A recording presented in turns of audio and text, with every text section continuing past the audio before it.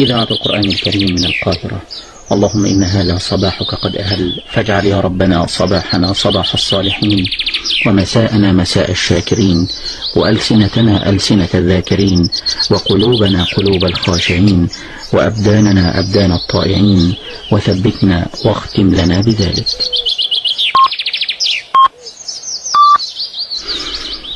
تمام 7 في إذاعة القرآن الكريم من القاهرة. عارفة شعور لما تخلصي كل اللي وراكي والبيت يكون مترتب قبل ما الشمس تطلع؟ أنا بدأت يومي من الفجر بنشاط مش عادي، استغليت الهدوء ده علشان أنجز في حاجات كتيرة في البيت. تعالوا نشوف عملت إيه في يومي. السلام عليكم ورحمة الله وبركاته يا حبايب قلبي، صباح الفل والياسمين على أحلى وردات وأحلى اخوات في الدنيا، وحشتوني جدا جدا. يا رب يومكم يكون كله خير وبركة وراحة بال. فيديو جديد ويوم جديد مع بعض، ويا رب يكون يوم جميل علينا كلنا. النهارده بدأت يومي بدري قوي، وقلت استغل هدوء الفجر ده وانجز اللي ورايا قبل ما اليوم يبدأ. تعالوا نشوف عملت ايه في يومي. هنا كنت صليت الفجر وشغلت الغسالة، والساعة دلوقتي زي ما وريتكم كده الساعة 6. طلعت بقى كده انشر الهدوم زي ما انتم شايفين كده. النهار كان خلاص يعني لسه بادئ ان هو ينور يعني.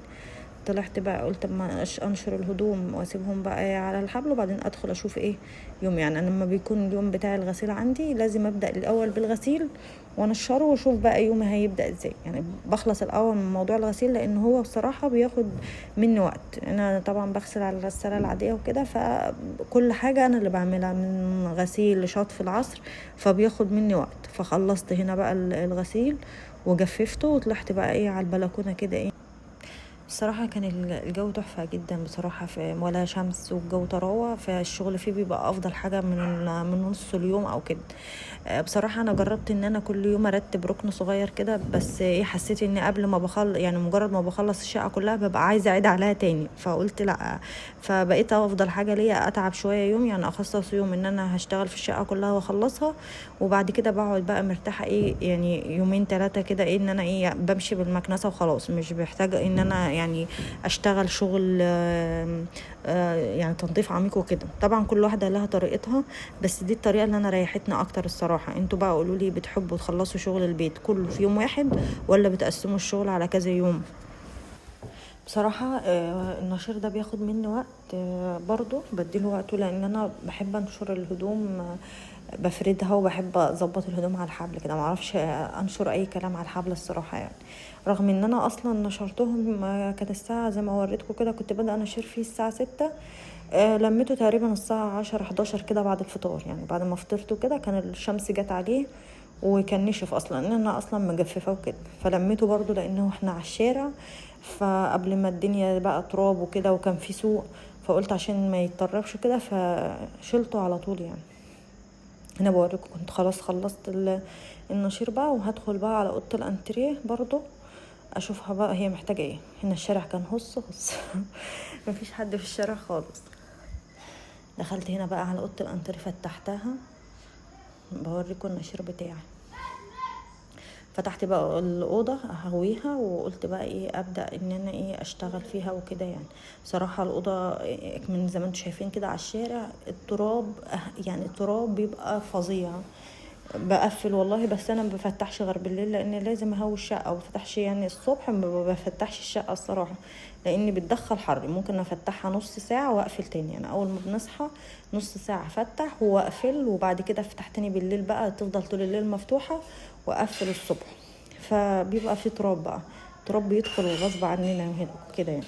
فبدأت هنا بقى شلت الترابيزة دي تقيلة جدا وكله كان نايم، فمحدش هيشيل معايا الترابيزة، سحبتها زي ما انتوا شفتوا كده.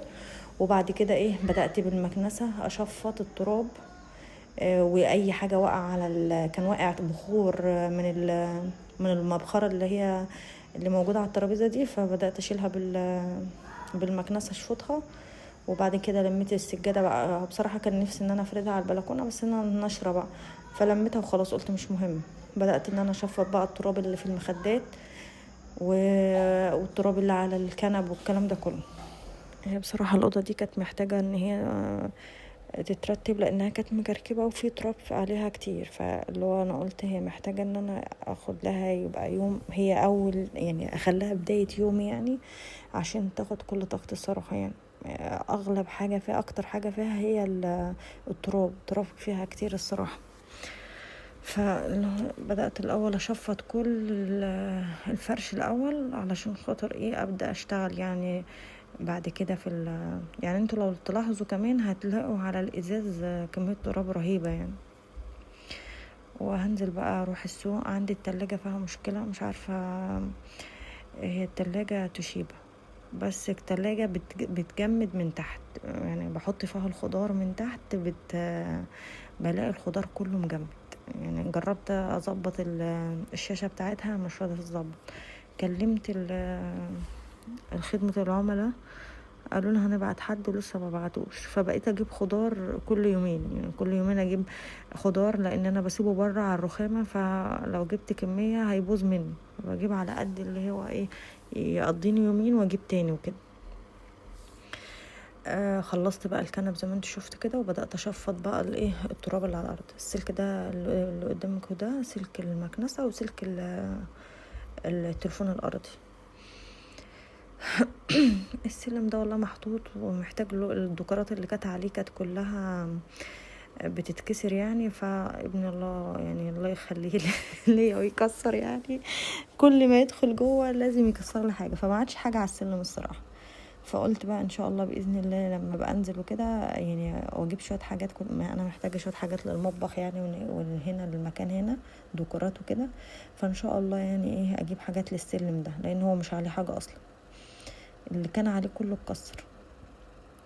هنا بقى الجزء ده متكركب شويه، الاسود ده بتاع العربيه، الحاجات بتاعه العربيه تقريبا هو جوزي مطلعها، مش عارفه عشان بيعمل ايه في العربيه يعني. فانا كنت ركناهم هنا، اطلعهم بقى احطهم بره على السفره، لان هو كده كده هياخدهم يحطهم في العربيه.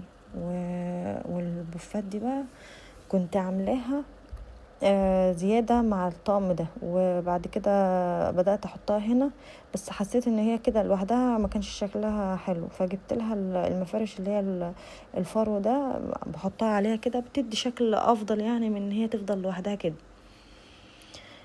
شايفين التراب اللي على الازاز مكان المفرش، مع علامته متعلم من المفرش اصلا شلت المفارش دي، شلتها وانا بغسل، غسلتها وحطيتها على الحبل، قلت عمال ما اخلص تكون هي نشفت افرشها يعني. بدأت اشفط كل حاجة حتى الشاشة، بس كنت محاسبة بصراحة لان في سلوك ورا للمكنسة تشفط سلكة ولا حاجة. بدأت بقى ألمع الإزاز كده زي ما انتم شايفين، أنا لمحت الإزاز ولمحت الخشب الصراحة، بس أنا معرفش المقطع بتاع وأنا بلمع الخشب بتاع الترابيزة فين. جبت بقى المفرش من على الحبل وبدأت افرشه زي ما انتم شايفين كده. بصراحة والله العظيم الوقت انك تشتغلي بهدوء ما فيش زن حواليكي افضل، يعني افضل بكتير من انك تشتغلي والزن فوق دماغك صراحة. كنت بشتغل وانا هادية واعصابي كانت كويسة، لكن لما ابني بيبقى صاحي الصوت بيبقى جنبي، فوقت كويس. هو بدري، بس الصراحة هو ده افضل وقت ليا بالنسبة لي انا الفترة دي، لان انا ابني ما بيخلينيش اعمل حاجة، ما طول ما هو صاحي عايزني ابقى شايلاه وكده. انتوا عارفين الاطفال الصغيرة اغلبكم عندكم يعني، وبسم الله ما شاء الله يعني قايمين معاكم بالواجب يعني. فالوقت ده الصراحة يعني كنت بشتغل براحتي كده، انا بحب الصراحة اشتغل براحتي في الحاجة كده. بدأت خلصت كل حاجة، لمعت كل حاجة في قلب الأوضة، ما سبتش حاجة في الأوضة ما لمعتهاش الصراحة، يعني كل الفرش والعفش اللي موجود في قلب الأوضة لمعته. وبدأت بقى التحف دي، الفازات دي ألمعها برضو. المبخرة دي بقى اللي كان فيها بخور وابني كان دخل وكده فوقع البخور على السجادة، بس الحمد لله اللي انا شفطته ما بقعهاش يعني، الحاجات السوداء دي ما حببتش السجاده وكده. خلصت خالص الترابيزه، وبدات برضو هي كمان المعها. الترابيزه دي الصراحه بلوى يعني، في نقلها وحركتها بلوى، ما كنتش قادره عليها الصراحه. جيت بقى مرحله المسيح، انا المكان اللي بيبقى فيه فرش انا ما بحبش ادلق ميه فيه يعني، عشان العفش ما يبص وكده. اما المكان اللي هو زي المطبخ والطرقه الحمام بصراحه ادلق، لكن البلكونه، لكن المكان اللي فيه فرش بخاف عليه الصراحه، فبنشف الشرشوبة كويس وامسح، يعني ان ما يبقاش في مية تيجي على الخشب او كده فتبوظه، يعني لان ده مية تعتبر مية بصابون يعني، فالمية بصابون ده غلط اصلا على العفش والفرش وده خشب. فبصراحة لما باجي امسح الاماكن دي لازم بكون منشفة الشرشوبة خالص ومبقاش في مية في قلب البلاط. اما الاماكن اللي بقى عارفة ان ما بيبقاش فيها فرش ويتخاف عليه بدلق مية وانا يعني عادي بقلب جامد يعني. الشمس داخله في الاوضه كده والله مديه طاقه غير طبيعيه، حاسه براحه نفسيه والله العظيم ما خلصتها، حاسه براحه نفسيه بصراحه. اللي وصل لحد هنا بقى ما تنسيش اللايك بتاعك يا حبيبه قلبي، والاشتراك لو لسه ما اشتركتيش، وكومنت حلو منك بقى يعني، صلي على النبي في الكومنتات قولي لي رايك. المهم يعني ما تبخليش عليا باللايك بتاعك. عايزه اقول لكم حاجه يا بنات، وسط كل المسؤوليات بتاعه البيت والولاد اوعي تنسي نفسك، اهتمي براحتك النفسيه زي ما بتهتمي بكل اللي حواليك، لانك انت كمان ليكي حق ترتاحي وتفرحي. لو تقدري تحاولي تقربي، يعني حاولي تقربي من الناس اللي وجودهم في حياتك بيديكي طاقه وامل، وابعدي عن ده. انا بصراحه الفتره دي اللي انا بعملها يعني ببعد عن اي حد يديني طاقه سلبيه.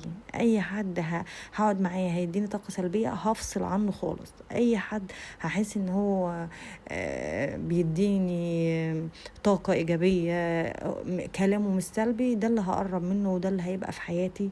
لان بجد الناس اللي بتبقى طاقه سلبيه في حياتنا بترجعنا لورا. وافتكرني دايما ان مفيش بيت كامل، مفيش حد في حياته خالي من المشاكل، محدش خالي من المشاكل، كل واحد فينا عنده حاجة بتتعبه، سواء من زوج، اهل، اولاد، ظروف حياة. المهم ان احنا كل واحدة فينا عندها مشاكل، وكل مشكلة بتختلف عن التانية. عشان كده ما تقارنيش حياتك بحياة حد، وما تاخديش بالمظاهر، احنا ما نعرفش ايه اللي بيحصل ورا الابواب المقفولة والله. يعني كل واحدة عندها بيبانها الباب مقفول جواه بقى قصص. فنركز في بيتنا ونهتم بنفسنا، واشكري دايما ربنا كل يوم الصبح، اصحي احمدي ربنا على النعمة اللي انت فيها، وحاولي كل يوم تعملي حاجة صغيرة تفرح نفسك وتغير مودك. ربنا يرزقنا جميعا راحة البال، ويبارك لنا في بيوتنا وولادنا، ويجعل ايامنا الجاية كلها خير وستر وسعادة يا رب. وربنا يبارك لكم ويكبر بخاطركم، وما تحرمش منكم ابدا للناس اللي بتكتب لكم منتات جميله. بجد بجد والله العظيم ممتنه ليكم جدا جدا وبشكركم. وعايزه اقول لكم انتوا فوق راسي، فوق راسي من فوق والله العظيم. انتم اخواتي واهلي وسندي، يعني انك تقولوا لي كلام وتشكروا فيا او تدعوا لي من غير ما تشوفوني يعني اللي هو صوتي بس. فبجد بجد انتوا ناس نظيفة من جوه يعني، بجد والله العظيم كلامكم بيأثر فيا جدا جدا جدا. خلصنا الأوضة بقى ونزلت بقى بعد ما خلصت الأوضة لبست، ونزلت جبت شوية خضار على قد يعني على قد التلاجة، اللي هو مش على قد التلاجة، على قد الحاجات اللي هي اليومين، لان انتوا زي ما قلت لكم التلاجة عندي بايظة. فانا جايبه الخضار على قد اليومين اللي انا هيعدوا، كل يومين بنزل اجيب حاجة كده. وقلت برضو كمان اجيب فطار، وبصراحه كان نفسي في الطعميه، بقى لي فتره ما اكلتش طعميه، قلت هجيب فول وطعميه. انا بعمل الفول في البيت بصراحه، بعمله واحطه في الفريزر، بس قلت هجيب كيس فول لان كان الفول اللي انا مخزناه كان خلص. فجبت فول وطعميه وجبت جبن وجبت حاجات للفطار، وجبت الطماطم والحاجات اللي ناقصاني وكده، وكوسه وبطاطس، دي الحاجات اللي كانت ناقصاني، وبجيبها كل يومين على قد يعني اللي جوه هو 2 كيلو طماطم، 2 بصل، بطاطس كده الحاجات دي. على فكرة يا بنات، احنا ساعات بنفضل نجري وطول اليوم وننسى نفسنا، فحاولي بعد اي شغل او مجهود تعملي لنفسك حاجة بتحبيها، حتى لو فطار، كوباية شاي، الحاجة اللي بتحبيها اعملها لنفسك، كافئي نفسك حتى لو بحاجة صغيرة وعلشان تهون علينا يومنا. يلا بقى نفطر سوا، وقولولي في التعليقات ايه اكتر فطار بتحبوه الصبح. وانا عن نفسي بحب الفول والطعمية. هو بصراحة نادرا لما بجيب طعمية، لأن هي أنا بحبها بس نادرا لما بجيبها يعني. فالنهاردة وأنا بجيب الخضار بصراحة شميت ريحتها فتحت نفسي بصراحة، فقلت هجيب طعمية يعني مع الفطار وكده. وبدأت أجهز الفطار، ويومنا كان خلص النهاردة يا جماعة. الحمد لله خلصت اللي ورايا. انت كمان قومي تشجعي واعملي اللي وراكي، وربنا يقويك يا رب ويديك الصحه. لو الفيديو عجبك واستمتعتي معايا، ما تنسيش تدعميني باللايك وتشتركي في القناه وتفعلي الجرس عشان يوصلك كل جديد اول ما انزل. ربنا يسعد ايامكم ويبارك في بيوتكم ويجعل ايامكم كلها خير وبركه وراحه بال. اشوفكم في فيديو جديد باذن الله على خير. مع السلامه.